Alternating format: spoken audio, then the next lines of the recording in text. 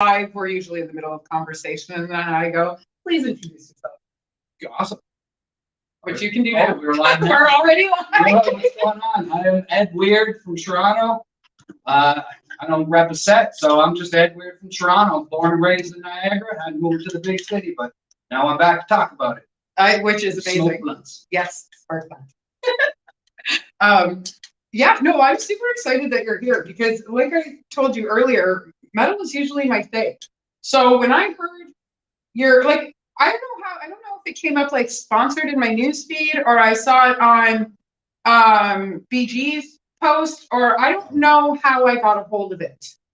Well, when I posted about winning the film festival, I got like, you know, a bunch of likes and comments and stuff, and some of the people that commented liked it. We have in common, like Derek Nelson, right? BG AP Records, right. So they showed some love. So it popped up in your feed just. Yeah, I had to have, because when it came out, when I saw it come by, I recognized your name because the first 3 episodes of the Backbone Hour, I actually did all the sound and like cued them behind the scenes and stuff like that. That's why you can hear me go, no, stop, say that.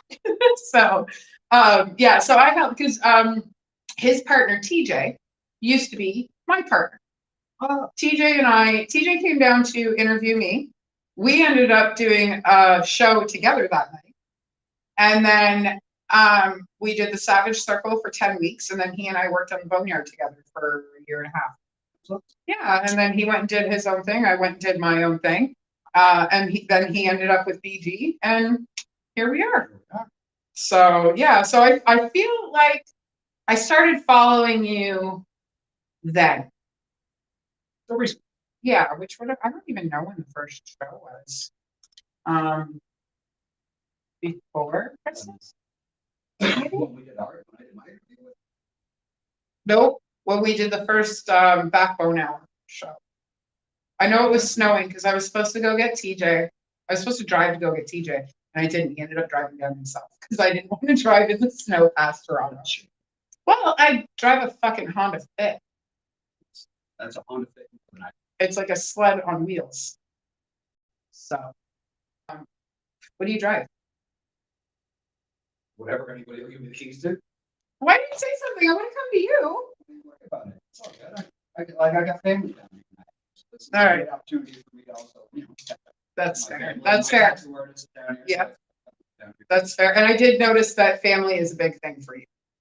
Huge. Because I like I said to you today, I don't normally like greet my guests or anything like that, but a lot of your lyrics were really not catchy, but ear catching.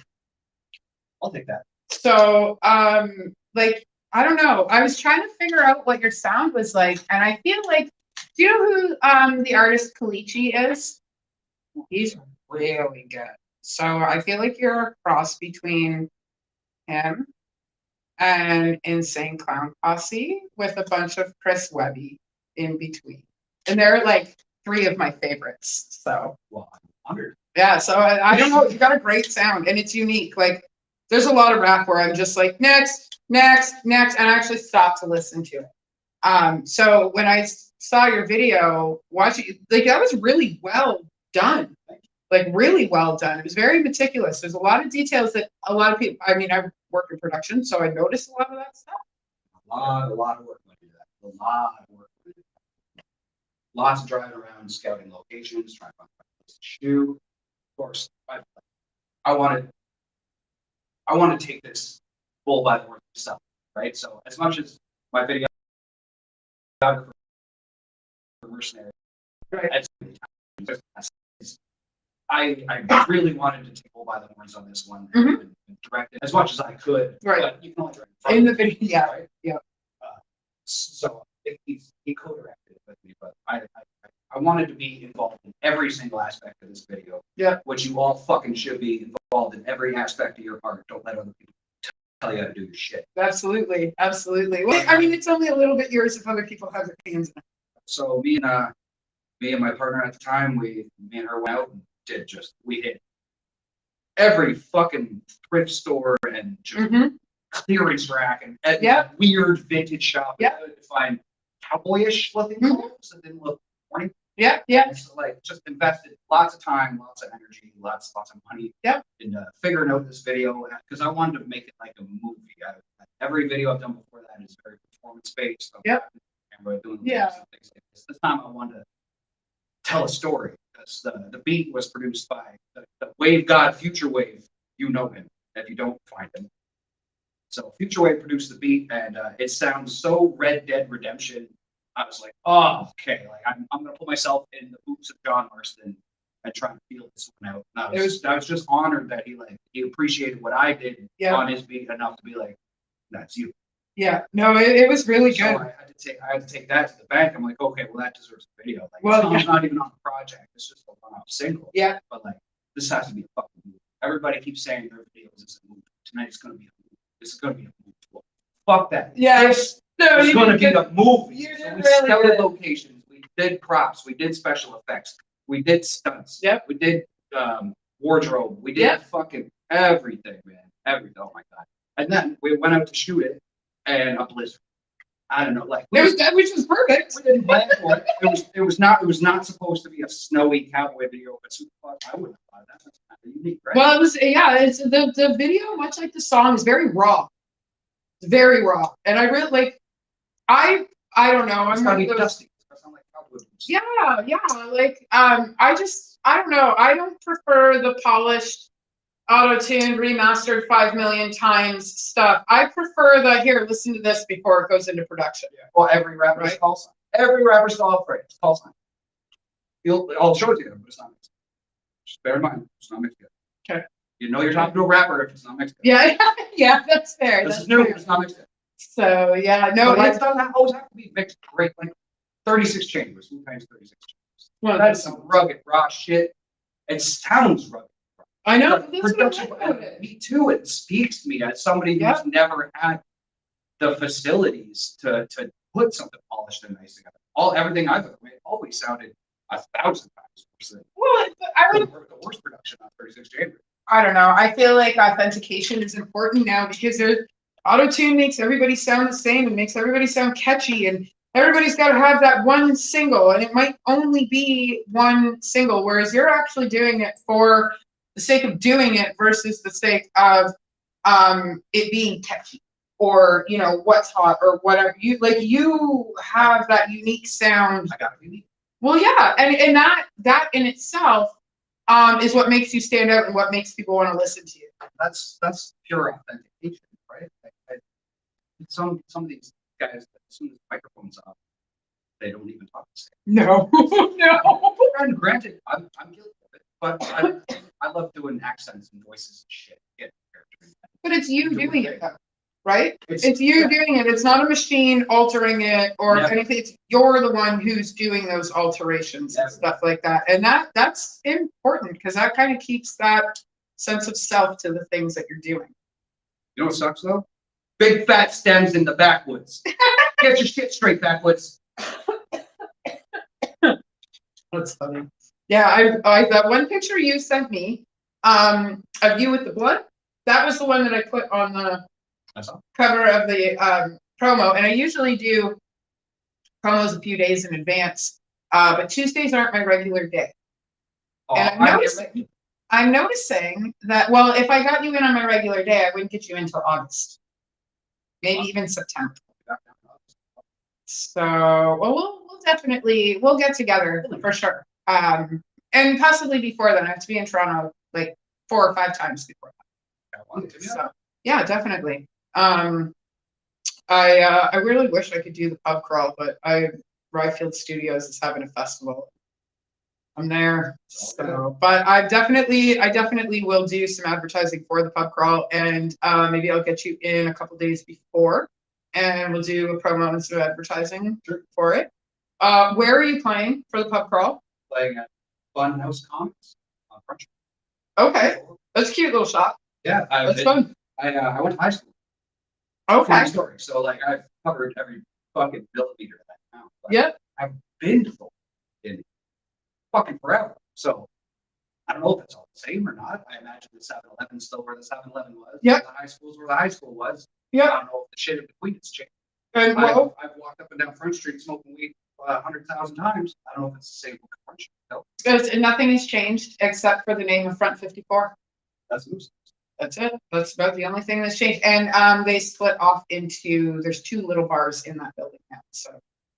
So, and somebody told me who it was that owned that bar, and I was really excited, and now I don't remember who it was. But yeah, that's really all that's changed about Thorold is missing goose. Yeah, So I would be at Conco's Comics. I don't remember Conco's. probably, I don't think it's always been there, but I feel like it's been there long enough where it's a staple of the street. Okay. I haven't been around in so long that long enough is still not as long as since I've been. Yeah, like okay, so the last time I was at Moose and Goose, besides a meeting, I was there for the Jesse Stewart show, which was in 2019. By a mile. I left Thorold in 2006. Um, Oh wait, no, I was there once in like 09. They showed up. okay. Yeah, with Derek Nelson, which is that's so awesome that you know him. He's one of my favorite people. He's great.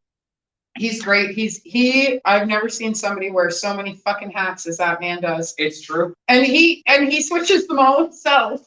Like he does. He's really good at what he does. He sews them all himself. I know. He's a virtuoso. He's great.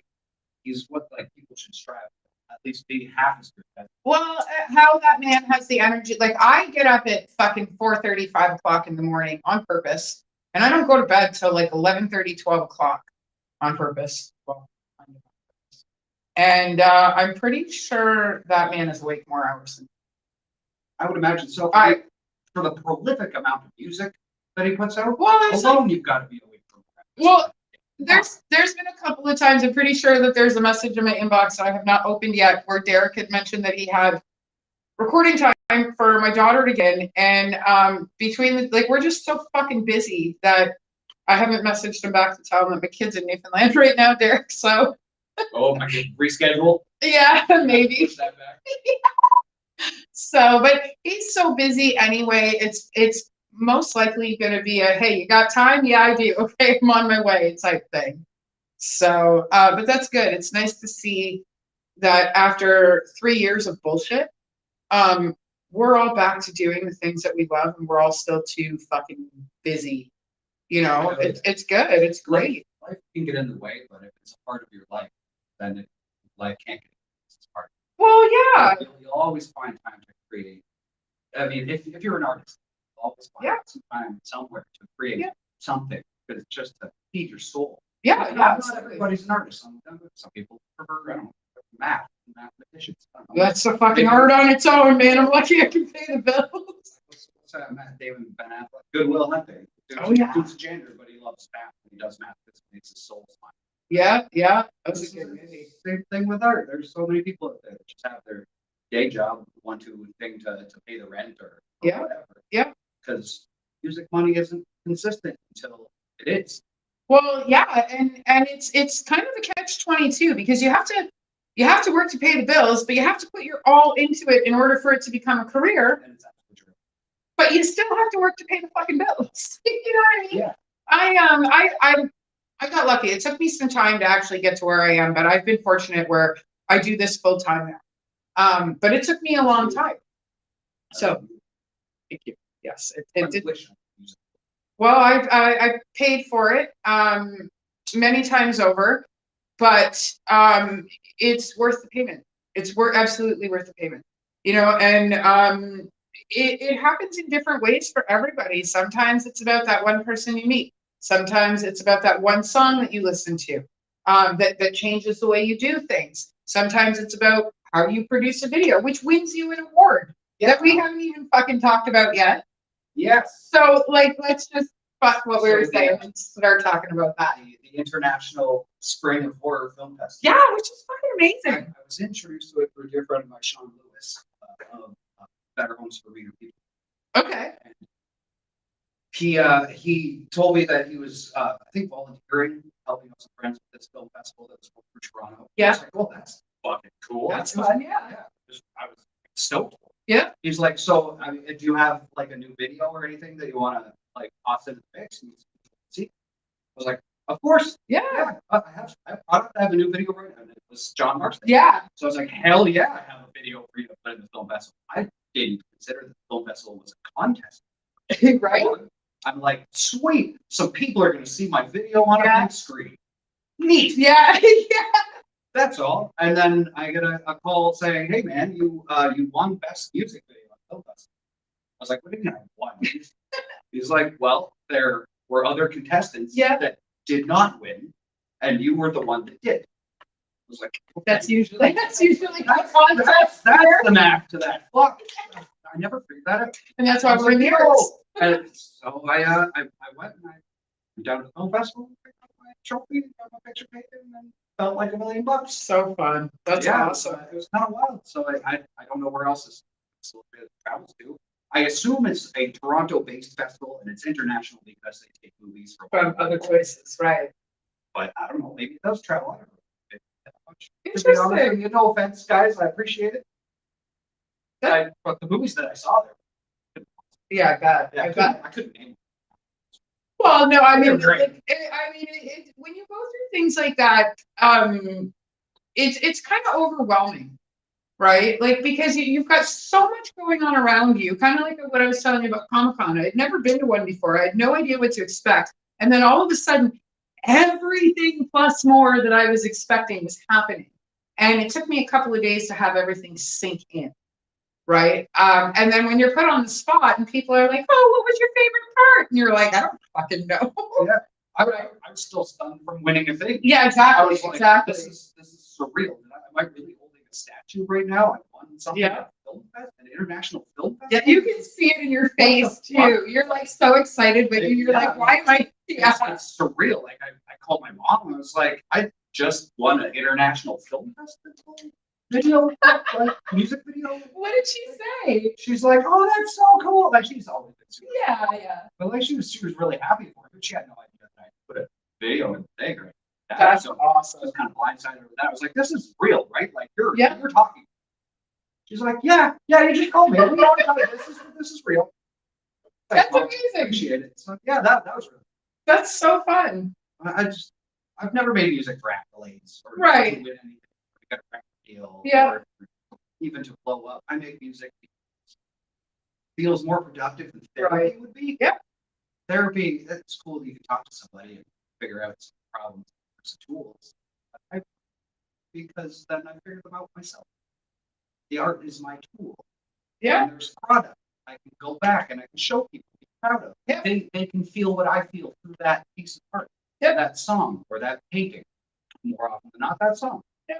And it's That's why my stuff, like I said, isn't particularly catchy all the time. I like to play with words. I want to make myself laugh. Right. I want somebody to go, good. there was a lot of really good lyrics in your music, and like not catchy on a like not want to listen to it scale, but like catchy on a mainstream scale.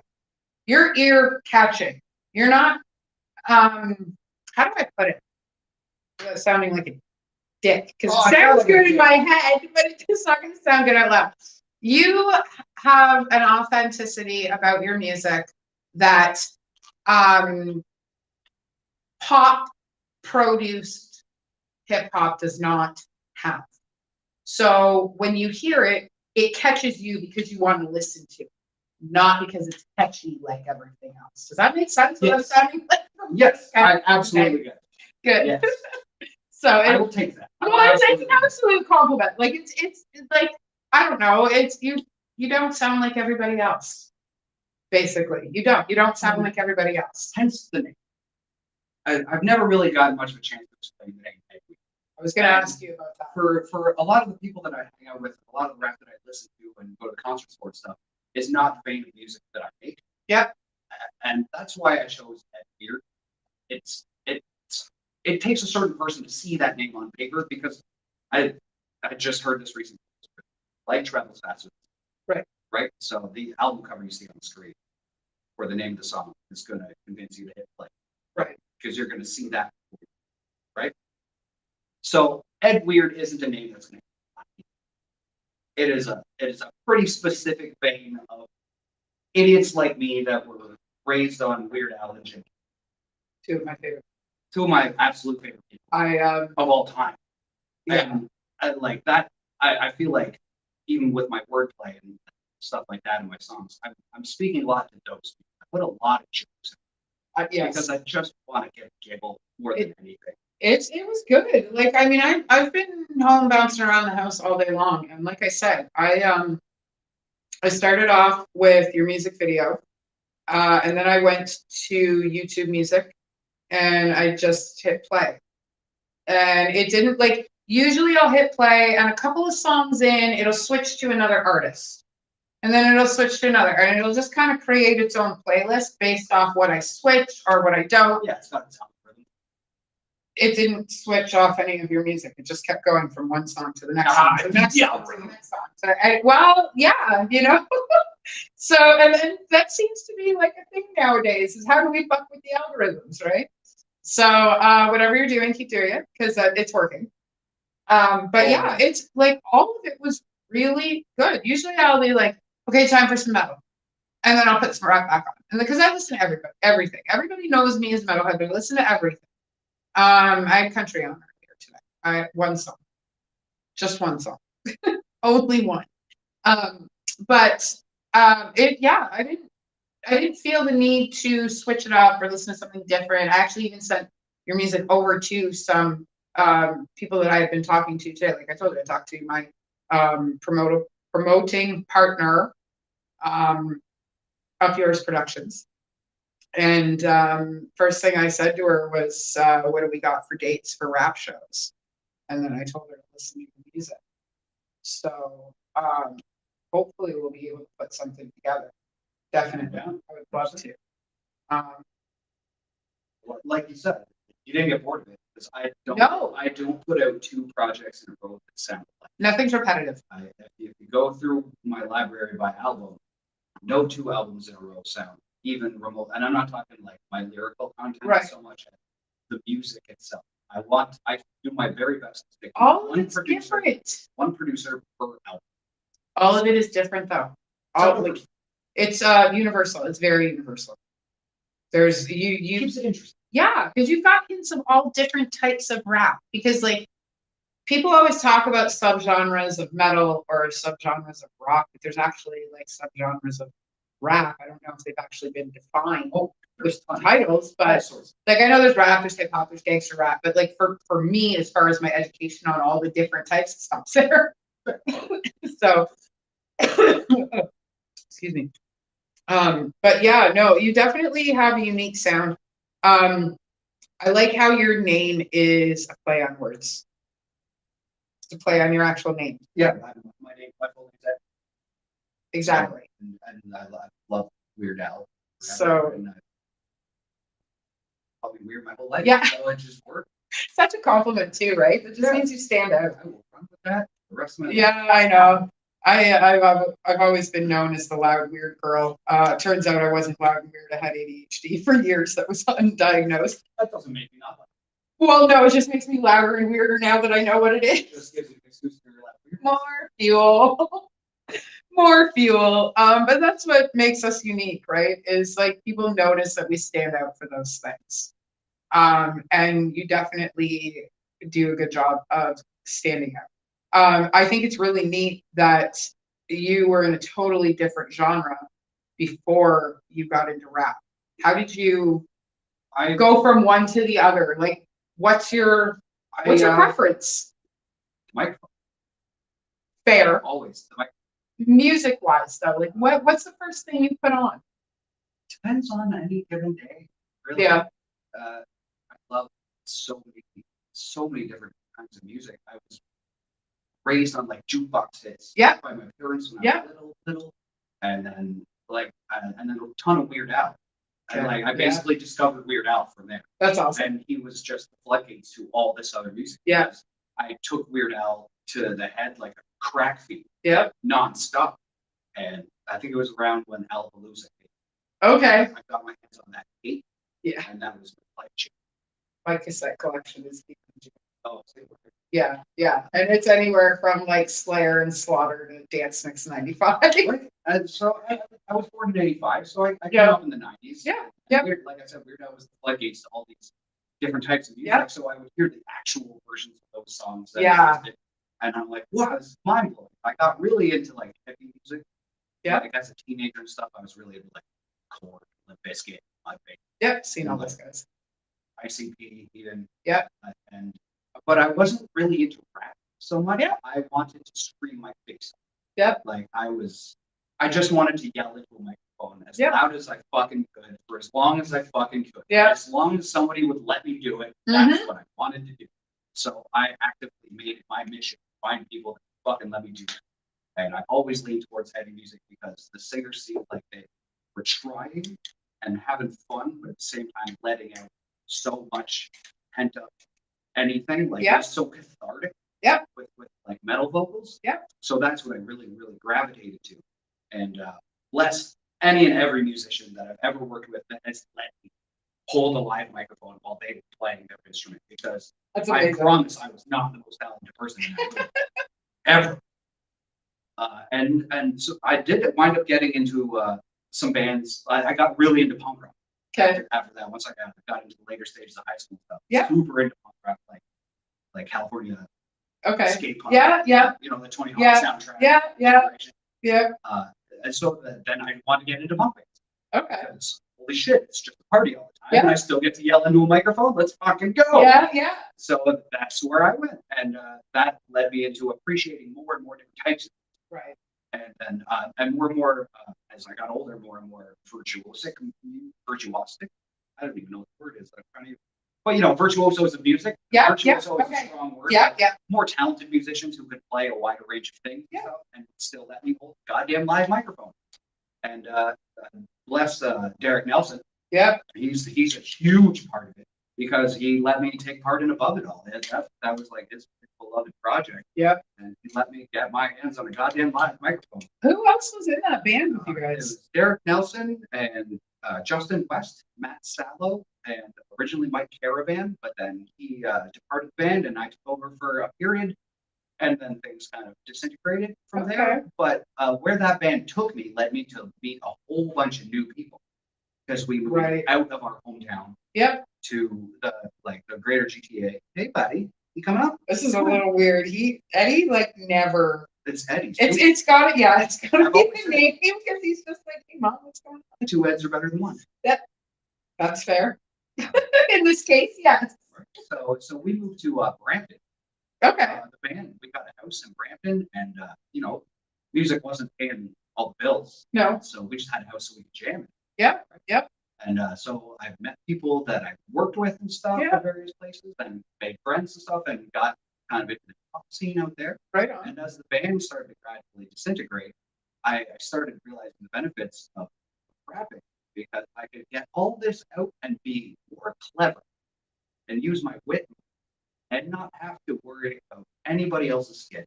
Right. There's no keeping a band together. Right. Anymore. Not dealing with all these people and their schedules and their egos and what they have to deal with as well. I can focus solely on what I'm trying to do and think only about what the hell I'm doing. Yeah. So now I'm just looking for producers that'll let me rap beats. So I decided to get my rap game up, and I was writing poetry. Wordplay. When did you start writing? Poems and stuff. Yeah. No. Yeah. Right. How old are you in third grade? 8? Something like Something that. like that. Yeah. Something like that. I don't know. I was just curious because I started writing when I was about 6 years old. I had never thought about it. I was an 8-year-old kid. We had a poetry unit in class one day, and I was like, oh, this is kind of neat. Yeah, this is fun. 8-year-old kid wrote a silly little poem. Mm-hmm. And then we didn't do poetry again in school until I was in fucking maybe 6 or 7, right? Yeah. We had a poetry unit. I'm like, I knocked this. Yeah. And I really dug my teeth. I understood the concepts. Like a metaphor, I felt like I knew what it was. As I was learning what a metaphor was, I felt like I already knew. So you're probably, I'm going to assume that you're probably very much like me, and correct me if I'm wrong, but I was somebody who never paid attention in English. I didn't learn all the definitions of everything, but I could write perfect. without knowing it, that stuff. I just knew, like you said, you know the metaphors, you know where words fit, you know where commas are supposed to go, stuff like that, without really being pushed into learning all of that stuff. Yeah, right? English classes were kind of boring. Yeah. Like, I felt like they were telling me like any of that structural stuff. Yeah. I felt like it should already be common, other than like, Yeah. apostrophe should go. Yeah, or it doesn't matter. I already know how to do this. This part's not important. The comma is the little pause you break. Yeah. Or the little pause you break. Yeah. You know what I mean? Yeah, comma. It is. Right? Sorry. I can. Yeah, I guess I can totally agree with you on Yeah. that. I'm not with you. Yeah. I found when I was writing in school, like you say, English class was boring because the stuff I didn't know, I didn't want to learn because I was already doing that. And the stuff that's the boring version of it. Right. Doing the fun. Yeah, and the stuff that I did know, I already knew, so I didn't need to listen to that. And I think I always knew that writing somehow was going to be incorporated into my life. I was told by my grade 9 science teacher that I would work in a bowling alley for the rest of my life if I didn't stop writing poetry in her class. Wow. And this stack of books right here is all stuff I published, except for the part. So, fuck her. Well, I kind of told her fuck you because when I found out she was retiring, I dropped a package of all my published books off to the school for her because, not working in a bowling alley. So, but I like we were talking about before we started the show too, like my 10-year-old wanting to just wander and do stuff. We kind of know at a young age what we want to do. And then school tells us that we need a real job and we need to do this and we need to do that. And we lose our passions and our talents over time. And I think you're one of those people who has been fortunate enough to have that come back to you. Almost come full circle, right? Because you wrote a lot when you were a kid, and you still even kind of like work-wise, you work in production, right? So you even still get to kind of see everything that can pertain to what you do. I like that in my career, my actual. That's part of the process. Yeah. I'm behind the camera. I've seen me on camera. Yeah. But there's been times where I've been on camera, I'm behind a flower box. Yeah. Like I couldn't tell you how many times I might be in the shot on the hands. Yeah. Oh, right on. Know I'm there because I'm hiding. Oh, that's awesome. That's so fun. I'm probably the only person on the face of this fucking planet that hasn't watched it yet. I haven't watched it. But well, you work it, so you have an excuse. But I actually don't even have a working TV right now. So amen to that. Amen to that. TV can be like just the death of creativity sometimes. It's nice to unwind, but it can lock you in. Yeah. Your creativity sometimes, and it. Well, we didn't have a TV for the first 2 years that we lived in this house. We didn't have a couch either. Hey, I've lived it. I loved it. And then I ended up with somebody who, for some reason, needed to have a couch and TV in my house, and that's why I have it. And then about 3 weeks ago, the TV stopped working, so now it's just there for show. Fair. Because the Black Mirror. Well, yeah. God, don't even get me started on that tinfoil hat. Remember? So, but yeah, it basically another couple of weeks, and I'll be able to write my name in the dust again, and it'll just be the end of the show for the next couple of months because kids aren't home and I don't watch TV, so whatever. Dude. But you're right. I find TV kills your brain because you're watching other people's creativity and you're not working on your own. So, and I don't know. It can inspire you. There's nothing wrong with like getting into a show and binge watching something. Yeah. It's just maybe it's just me. I can only speak for myself. Like, I'm not trying to generalize No, that's the fair. public and for your viewers or anybody. But for myself, yeah, okay, if a show is wicked, I'll binge the shit out of it. Not out in like 3 days, but by the end of it, I'm like, I need to create something. I need to do something. Which is good. I have to make it right. I can't watch it. Yeah. I need music and I need to make it. Well, that's good. You have I guess you have it in you to kind of take the lid off after watching other stuff. Not to say that like watching TV is terrible or anything like that, but I do find that a lot of people that I know that are really into TV, they're not flowing like they could, or they did, or, you know, I don't know.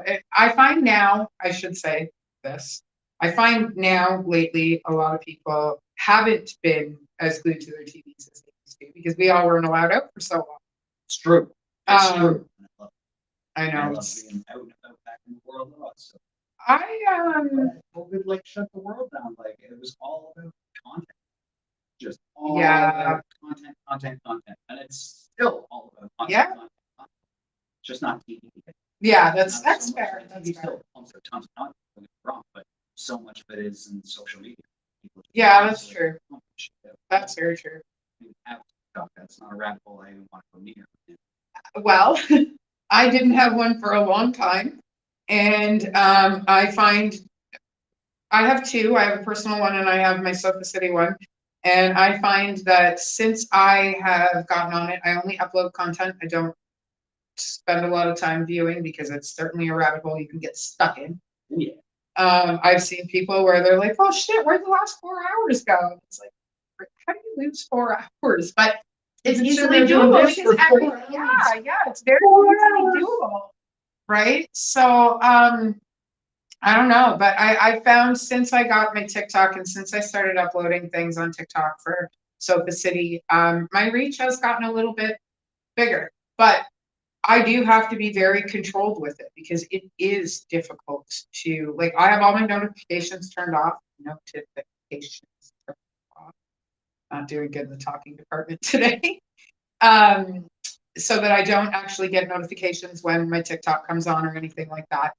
I only open it to upload things, and then I might scroll through a few bands or whatever, so I follow a few more people, and then I turn it off.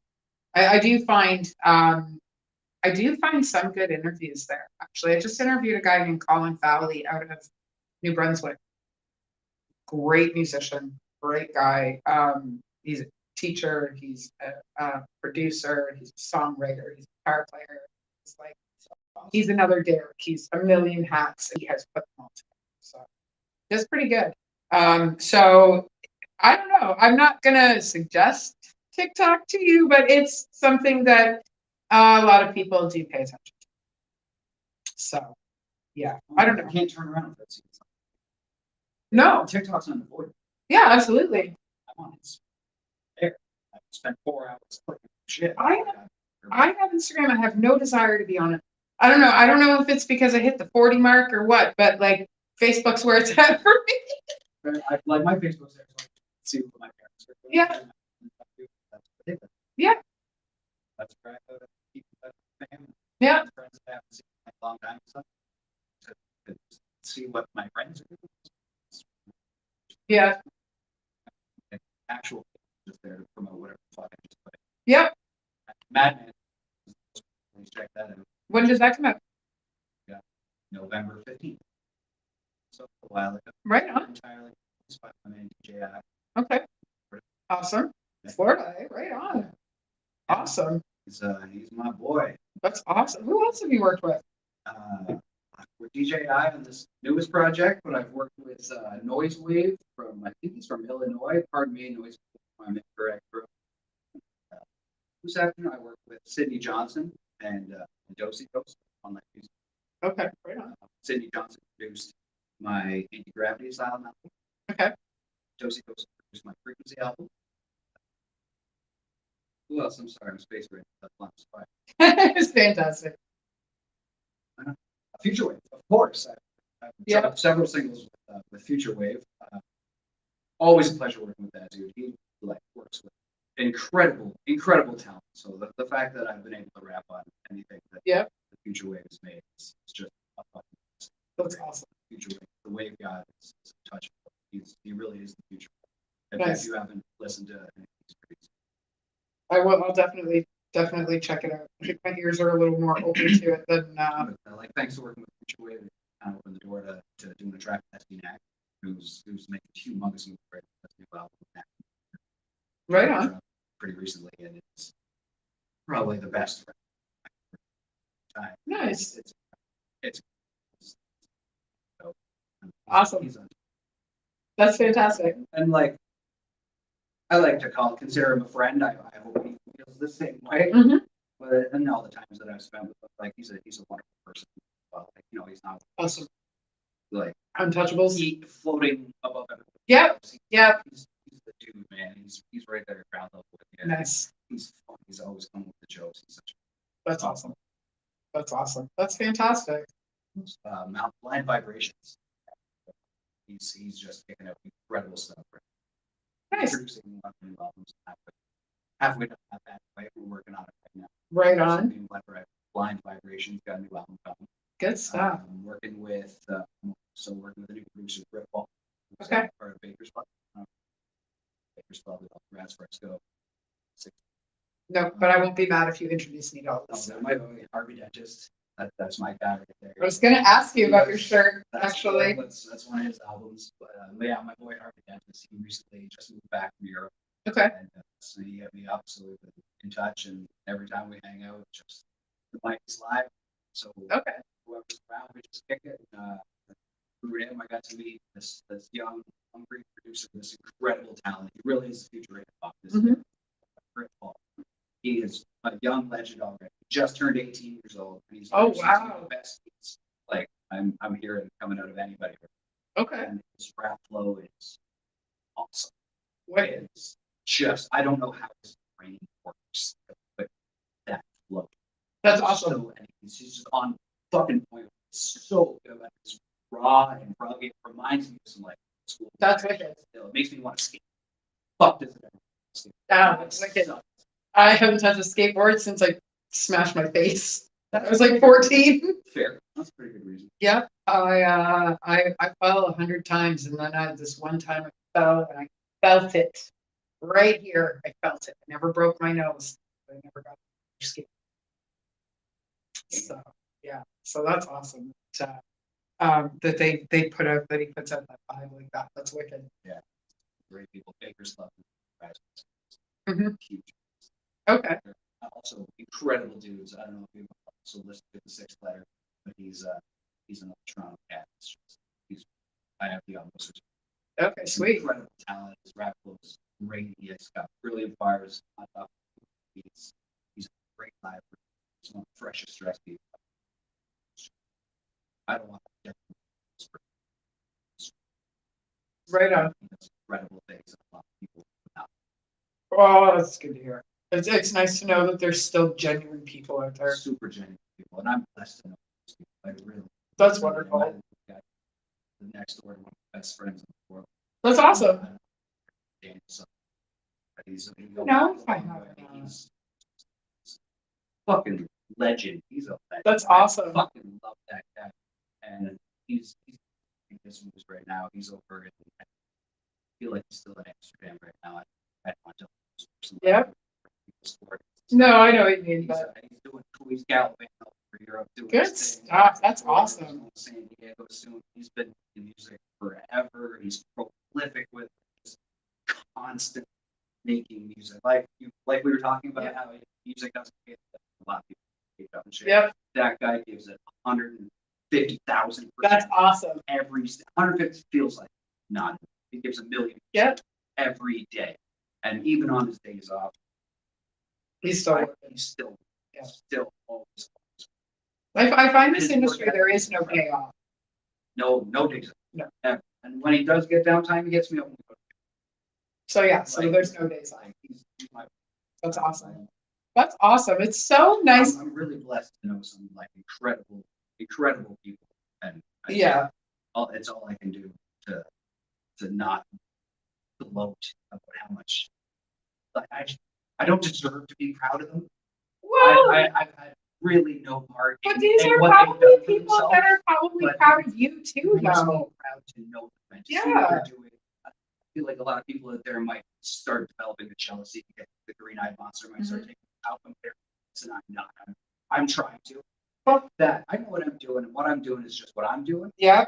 I couldn't be happier about what they are doing. It's incredible. Well, it's inspiring like crazy. That's the reason you're going as far as you are, is because you are grateful for the things that you have in your life. And when you're grateful for the abundance you have, the universe gives you more. And that's why you keep meeting these people and you keep dropping these songs and winning awards and stuff like that. It's because you're grateful for the fact that you get to do these things.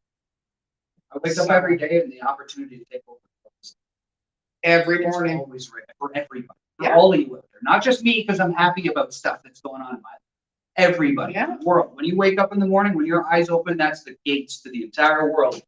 Yeah. Opening up. Well, and I always say that, you know, like if I were to wake up dead tomorrow, would today be worth it? Well, yeah, and that's it, right? Like you sound like you're somebody who every single day is an opportunity to make it a great day, a great time, some kind of difference, or you know, do what you're doing at work because you sound like you love what you do. On top of the music, like you sound like you love production and stuff like I love that. people So that I work with. For the most part, I really do. I genuinely enjoy my time with them, and that's super important. Working in film, you have to spend sometimes 18 hours a day, 5 days a week. Yeah. You better get along. Yeah, just trying to be in bed with them. Those are really long days. Yeah. But if you're having a good time, joke around, and make friends with people, and yeah. develop a mutual perspective, at the very least, the days go by quicker. Oh, an absolutely. 18-hour shift goes 20-hour shift, 21-hour shift goes Yeah. by a hell of a lot quicker if you can like giggle. Well, yeah, Enjoy yeah. the people that You you're look around. forward to it, definitely. Absolutely. I love waking up in the morning and being Yeah, yeah, exactly. Even if I have no plans, and I don't spend the day with anybody, I do something. Well, you just Yes, I get to do something. yeah. Well, what am I going to do? And if somebody calls me, I might get so wrapped up in what I'm doing. If somebody calls me, whatever. yeah. Well, and we're fortunate enough to be able to wake up every day to do those things because every day that we wake up, somebody else doesn't, right? And we're lucky. You seem like you recognize that. You recognize that you get to wake up every morning, and that's awesome. It's nice that you have passion for what you do and passion for who you are without having ego to drive it. I meet a lot of people and I have to say I haven't seen any of that. You're a very genuine human being and it's nice, it's refreshing. Gotta be me. I have all walks of life come into this studio and it's really nice when I have people come in and we can just shoot the shit like regular human beings.